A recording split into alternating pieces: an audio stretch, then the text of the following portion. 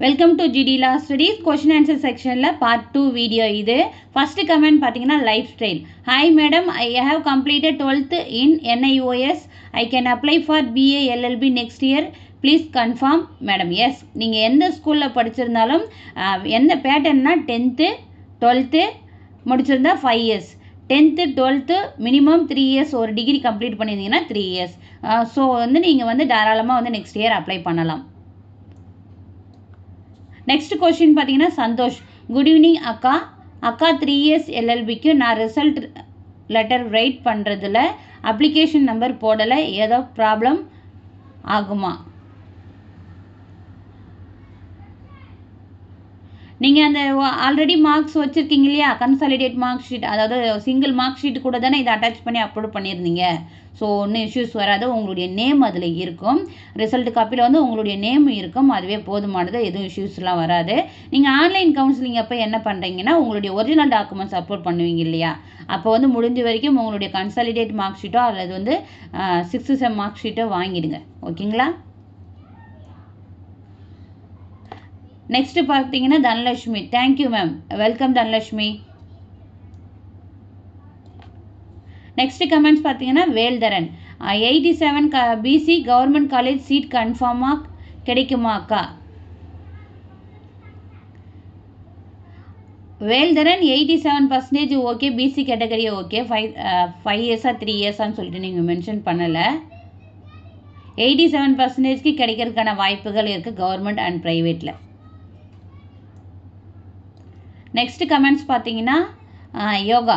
அக்கா 5 years second counselling waiting list எப்போ allotment order வரும்? ஸ்பெஷல் அண்ட் 7.5 ரிசர்வேஷன் அப்புறம்தான் எங்களுக்கு அலாட்மெண்ட் ஆர்டர் வருமா அக்கா? கவர்மெண்ட் காலேஜில் சீட் வேக்கன்சிஸ் இருக்கும் அக்கா வெயிட்டிங் லிஸ்ட்டுக்கு. அதாவது யோகா, இப்போ நீங்கள் சொன்ன மாதிரியே தான் 7.5 ரிசர்வேஷனுக்கான மெயில் தான் இப்போ சென்ட் பண்ணியிருக்காங்க. இப்போ 29th, அதாவது நாளைக்கு மண்டே வந்துட்டு ஸ்பெஷல் ரிசர்வேஷனில் இருக்காங்க இல்லையா, அவங்க எல்லாருக்குமே வந்துட்டு ஆன்லைன் கவுன்சிலிங்காக இருந்தால் செப்பரேட்டாக எந்தெந்த பர்டிகுலர் ஸ்டூடெண்ட்டுக்கு வந்து மெயில் சென்ட் பண்ணியிருக்காங்க. ஸோ அவங்க சர்டிஃபிகேட் வெரிஃபிகேஷன்லாம் முடிஞ்சோடனே அதுக்கப்புறம் வந்துட்டு சீட் அலாட்மெண்ட் ஆனது ப்ரொவைட் பண்ணுவாங்க. அதை பேஸ் பண்ணி அதுக்கப்புறம் இருக்கிற சீட் அவைலபிலிட்டியில் தான் வெயிட்டிங் லிஸ்ட் ஸ்டூடெண்ட்டுக்கு வந்து ஃபில் பண்ணுறதுக்கான வாய்ப்புகள் இருக்குது. ஸோ நீங்கள் வெயிட் பண்ணி தான் ஆகணும், வேறு வழி இல்லை. 7.5 ரிசர்வேஷன் ப்ளஸ் ஸ்பெஷல் ரிசர்வேஷனுக்கு கொடுப்பாங்க. இதெல்லாம் முடித்த பிறகு தான் வெயிட்டிங் லிஸ்ட்டுக்கு வர்றதுக்கான வாய்ப்புகள் அதிகம். நெக்ஸ்ட் கமெண்ட் பார்த்தீங்கன்னா ஜிம். அக்கா 81 எஸ்சி சோயல் கிடைக்குமா? 3 years LLB ஆனர்ஸ். 81%க்கு கன்ஃபார்மாக சொல்ல முடியாது, மேபி கிடைச்சாலும் கிடைக்கலாம். சோயலை பொறுத்த வரைக்கும் எதையுமே வந்து கன்ஃபார்மாக சொல்ல முடியாது. ஏன்னா வந்து சோயலில் வந்துட்டு பார்த்திங்கன்னா கம்மியான சீட் வேக்கன்சி தான் இருக்குது. ஸோ அதை வந்து எதையுமே வந்து கன்ஃபார்மாக சொல்ல முடியாது சோயலை பொறுத்த வரைக்கும். நெக்ஸ்ட்டு கமெண்ட் பார்த்திங்கன்னா சந்தோஷ். குட் ஈவினிங் அக்கா. 3 years LLBக்கு ரிக்வெஸ்ட் லெட்டர் ஆல்ரெடி நீங்கள் கமெண்ட்ஸ் பண்ணியிருந்தீங்க, அதுக்கு நான் ரிப்ளை பண்ணிட்டேன். அதில் அந்த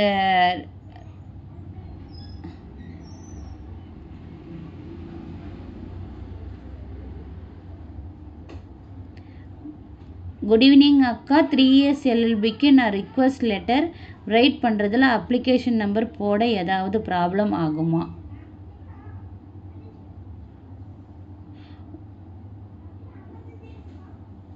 என்னதுக்கு? ப்ரொவிஷ்னலுக்கு கன்சாலிடேட் மார்க் ஷீட்டுக்கு ரிக்வெஸ்ட் லெட்டர் பண்ணியிருக்கீங்களா? ஒன்றும் இஷ்யூஸ் ஆகாதா? அப்படி உங்களுக்கு பயமாக இருக்குன்னா நீங்கள் என்ன பண்ணுறீங்கன்னா யூனிவர்சிட்டி மெயில் ஐடி இருக்கு இல்லையா, அந்த மெயில் ஐடிக்கு வந்துட்டு உங்களுடைய ரிக்வெஸ்ட் லெட்டரை, உங்களுடைய நேமு, உங்களுடைய அப்ளிகேஷன் நம்பர், உங்களுடைய ரிஜிஸ்ட்ரேஷன் நம்பரோ அல்லது உங்களுடைய மொபைல் நம்பர், இமெயில் ஐடி அதில் மெயினாக பண்ணுங்கள். அப்படி பண்ணி அந்த மெயில் ஐடிக்கு சென்ட் பண்ணிவிடுங்க. மற்ற விஷயங்களை வந்து அதுக்கப்புறம் பார்த்துக்கலாம். எனக்கு தெரிஞ்சு வந்து தேவைப்படாது, இருந்தாலும் சொல்கிறேன். நீங்கள் ஒரு ரிக்வெஸ்ட் லெட்டர் எழுதும்போது அதெல்லாம் மென்ஷன் பண்ணி தான் எழுதியிருக்கணும். சரி, நீங்கள் பண்ணிட்டீங்க. இப்போ வந்து அதுக்கான சொல்யூஷன் பார்க்கும்போது நீங்கள் வந்துட்டு என்ன பண்ணுறீங்கன்னா, இப்போ யூனிவர்சிட்டி மெயில் ஐடிக்கு டைரெக்டாக வந்து அந்த ரிக்வெஸ்ட் லெட்டரில் மறுபடியும் ரைட் பண்ணி அதில் வந்து உங்களுடைய நேம், அப்ளிகேஷன் நம்பர், உங்களுடைய மொபைல் நம்பர், உங்களுடைய மெயில் ஐடி போடுங்க. இன்கேஸ் ஃபர்தர் கிளாரிஃபிகேஷனுக்காக உங்களுக்கு கால் பண்ணணும்னா அதை வச்சு தான் உங்களுக்கு வந்து காண்டாக்ட் பண்ணுவாங்க.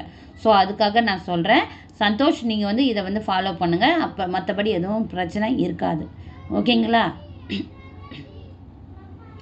இப்போ மோஸ்ட்லி எல்லாருடைய கமெண்ட்ஸ்க்கும் வந்து ரிப்ளை பண்ணிட்டேன். முடிஞ்ச வரைக்கும் உங்களுடைய கமெண்ட்ஸ்க்கு வந்து தனித்தனியாக ரிப்ளை பண்ண முடியலனாலும் வீடியோவை மேக் பண்ணி போட்டுடுறேன். ஏன்னா ஒவ்வொருத்தங்களுக்கு வந்து ரிப்ளை வந்து டைப் பண்ணி கொடுக்கறதுக்கான டைம் கிடையாது. ஸோ அதுக்காக தான் வீடியோவை மேக் பண்ணி வாய்ஸ் ஓவர் கொடுத்துட்றேன். இது உங்களுக்கு யூஸ்ஃபுல்லாக இருக்கும்னு நான் நம்புகிறேன். நிறைய பேர் வந்து நல்ல ஒரு பாசிட்டிவ் நோட் தான் போடுறாங்க. ஸோ இது யூஸ்ஃபுல்லாக தான் இருக்குன்னு நான் நம்புகிறேன். யாரெல்லாம் வந்து ஸ்பெஷல் ரிசர்வேஷனில் மெயில் வந்திருக்கோ 29th நாளைக்கு வந்து ஆன்லைன் கவுன்சிலிங் அட்டன் பண்ணிடுங்க, மிஸ் ஆகாதீங்க. யாருக்குமே எனக்கு மெயில் வரல, நான் எப்படி ஓப்பன் பண்ணுறது அப்படின்னு யோசிக்காதீங்க. எப்படி நீங்கள் ஓப்பன் பண்ணுன்றதை லாஸ்ட் வீடியோவிலையும் போட்டிருக்கேன். இன்கேஸ் 7.5 ரிசர்வேஷன்லையோ அல்லது வந்து ஸ்பெஷல் ரிசர்வேஷன்லேயே இருக்கீங்கன்னா டிஎன்டிஏஎல்யூ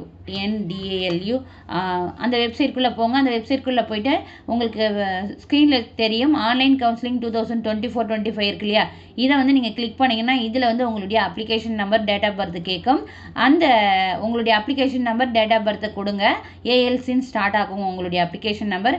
கொடுத்து லாகின் பண்ணிங்கன்னா உங்களுக்கு வந்து டாக்குமெண்ட் அப்லோட் பண்ணுறதுக்கான ஆப்ஷன்ஸ் ஷோ ஆச்சுன்னா உங்களுடைய ஒரிஜினல் டாக்குமெண்ட்ஸை அப்லோட் பண்ணிடுங்க. முக்கியமாக வந்து நீங்கள் இது உங்களுக்கு மெயில் வந்திருக்கோ, நீங்கள் லாகின் பண்ணுறீங்களோ இல்லையோ, உங்களுடைய டாக்குமெண்ட்ஸ் எல்லாத்தையுமே வந்து என்ன பண்ணுறீங்கன்னா ஸ்கேன் பண்ணி அந்தந்த டாக்குமெண்ட்ஸ்க்கான நேமை வந்து போட்டு வச்சுருங்க. ஏன்னா வந்து நிறைய பேர் வந்து பதட்டத்தில் என்ன பண்ணுறீங்கன்னா வேறு டாக்குமெண்ட்ஸ் வச்சு அப்லோட் பண்ணிடுறீங்க. டிசிக்கு பதிலாக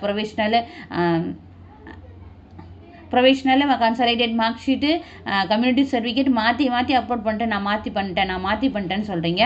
ஸோ ஒரு சர்டிஃபிகேட்டை ஸ்கேன் பண்ணிங்கன்னா அதுக்கான உங்களுடைய நேம் இல்லை அப்ளிகேஷன் நேமோ அதை போட்டுட்டு அதுக்கப்புறம் என்ன சர்டிஃபிகேட்டோ அதுக்கான நேம் கொடுத்துருங்க, ஃபைலுக்கான நேம். அப்போ உங்களுக்கு அப்லோட் பண்ணுறதுக்கான விஷயம் வந்து ரொம்பவே வந்து ஈஸியாக இருக்கும்.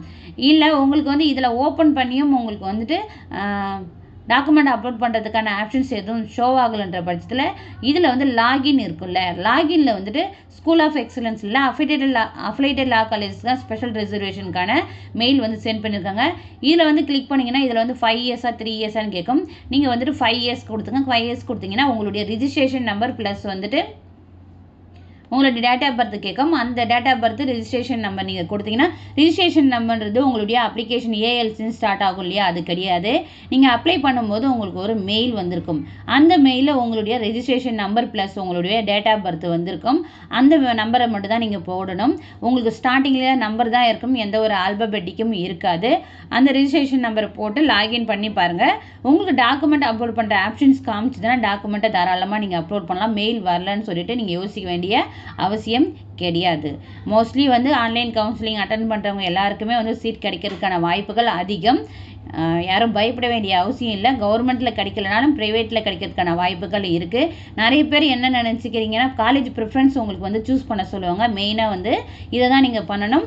உங்களுக்கு வந்து கவர்மெண்ட் மட்டும்தான் வேணும்னா இப்போ வந்து ஃபஸ்ட்டு செகண்ட் ரவுண்ட்லேயே வந்து மெரிட் லிஸ்ட் இருக்க ஸ்டூடெண்ட்டுக்குள்ளே வந்து 87% வச்சுருக்காங்கன்னா அவங்களுக்கு வந்து ப்ரைவேட் காலேஜ் தான் அலாட் பண்ணியிருக்காங்க. அப்படின்னா நம்ம பார்க்கும்போது என்னென்னா யூனிவர்சிட்டியை காண்டாக்ட் பண்ணி கேட்கும்போது என்ன சொல்லியிருந்தாங்கன்னா மோஸ்ட்லி வந்து கவர்மெண்ட் சீட்டு வந்து ஃபில் ஆகிடுச்சு அப்படின்னு தான் சொல்லியிருந்தாங்க. ஸோ நீங்கள் என்ன பண்ணணும்னா கவர்மெண்ட் அண்ட் ப்ரைவேட் ரெண்டையுமே வந்து எழுதுங்க உங்களுடைய ப்ரிஃபரன்ஸ் லிஸ்ட்டில். ஒரு சில பேர் என்ன தப்பு பண்ணியிருந்தாங்கன்னா ஸ்டூடெண்ட் வந்து செகண்ட் ரவுண்டில் வந்து அட்டன் பண்ணியிருந்தாங்க இல்லையா, அந்த ஸ்டூடெண்ட் என்ன பண்ணியிருந்தாங்கன்னா ஒரே ஒரு காலேஜ் ப்ரிஃபரன்ஸில் எழுதியிருந்தாங்க, 2 காலேஜ் எழுதியிருந்தாங்க. மேக்ஸிமம் வந்து 4 காலேஜ் கூட ஒரு ஸ்டூடெண்ட் எழுதியிருக்காங்க. நான் இவ்வளோ தான் எழுதியிருக்கேன், எனக்கு ஏன் சீட் வேகன்சி இல்லை, என்னோட கம்மியாக இருக்கிறவங்களுக்கு தான் அலாட்மெண்ட் ஆர்டர் வந்து வந்துடுச்சு, எனக்கு ஏன் வரலன்னு சொல்லிட்டு கேட்குறாங்க. அவங்கள விட கம்மியாக இருக்காங்கனால அவங்களுக்கு வந்து ப்ரைவேட் காலேஜ் அவங்க ஓகே கொடுத்தனா ப்ரைவேட் காலேஜ் அவங்களுக்கு அலாட் ஆகிடும். ஸோ வந்து நீங்கள் இந்த மிஸ்டேக்கை பண்ணாதீங்க. நீங்கள் எல்லா காலேஜும் ப்ரிஃபரன்ஸ் கொடுத்து உங்களுக்கு அலாட்மெண்ட் ஆர்டர் வரலன்னா நீங்கள் தாராளமாக வந்து யூனிவர்சிட்டியில் காண்டாக்ட் பண்ணி கேட்கலாம்.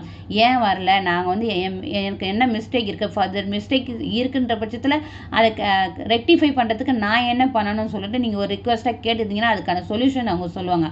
ஆனால் நீங்கள் ப்ரிஃபரன்ஸ் வந்து எழுதுறீங்களா, ப்ரிஃபரன்ஸ் ஷீட்டு கண்டிப்பாக வந்து சூஸ் பண்ணி அப்லோட் பண்ண சொல்லுவாங்க.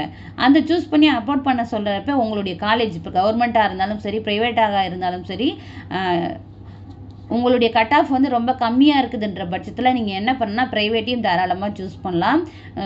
ஏன்னா வந்து நீங்கள் ஒரு ப்ரைவேட் காலேஜை தமிழ்நாட்டை பொறுத்த வரைக்கும் ஒரு ப்ரைவேட் காலேஜில் மேனேஜ்மெண்ட் கோட்டா மூலயமா போய் சேர்றீங்கன்னா உங்களுக்கு வந்துட்டு 1,50,000 அபோவ் வந்து பெர் இயருக்கு வந்து எக்ஸ்பென்ஸ் பண்ணுற மாதிரி இருக்கும்.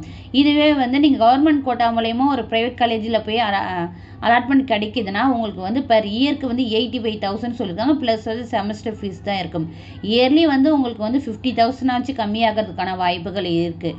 ஸோ அந்த 50,000 ப்ளஸ் வந்து கவர்மெண்ட் கோட்டா மூலயமா போகிறீங்கன்னா உங்களுக்கு ஸ்காலர்ஷிப் அந்த மாதிரிலாம் கொடுப்பாங்க கேட்டகரி வைஸு. ஸோ உங்களுக்கு வந்து ப்ளஸ் தான். கவர்மெண்ட் கோட்டா மூலயமா ஒரு ப்ரைவேட் காலேஜில் அலாட்மெண்ட் கிடைச்சாலுமே உங்களுக்கு வந்து அது வந்து அட்வான்டேஜ் தான், எதுவுமே டிஸ்அட்வான்டேஜாக நினைக்காதீங்க. ஸோ லோ கட் ஆஃப் வச்சுருக்கீங்கன்ற பட்சத்தில் நீங்கள் என்ன பண்ணலான்னா ப்ரைவேட் காலேஜும் உங்களுடைய ப்ரெஃபரன்ஸ் லிஸ்ட்டில் சூஸ் பண்ணலாம். இது வந்து என்னுடைய பாயிண்ட் ஆஃப் வியூ, என்னுடைய ஒப்பீனியன். மற்றபடி உங்களுடைய டிசிஷன் தான். ஓகேங்களா? இந்த வீடியோ யூஸ்ஃபுல்லாக இருந்திருக்குன்னு நான் நம்புகிறேன். மறுபடியும் உங்களுக்கு எதாவது டவுட்ஸ் இருக்குன்னா கமெண்ட் பாக்ஸில் தெரிவிங்க. மறுபடியும் நாளைக்கு ஈவினிங் இல்லை இந்த டைமுக்கு வந்துட்டு உங்களுக்கு வந்து வீடியோவை மேக் பண்ணி போடுறேன். Thank you. Keep supporting. Welcome to GT.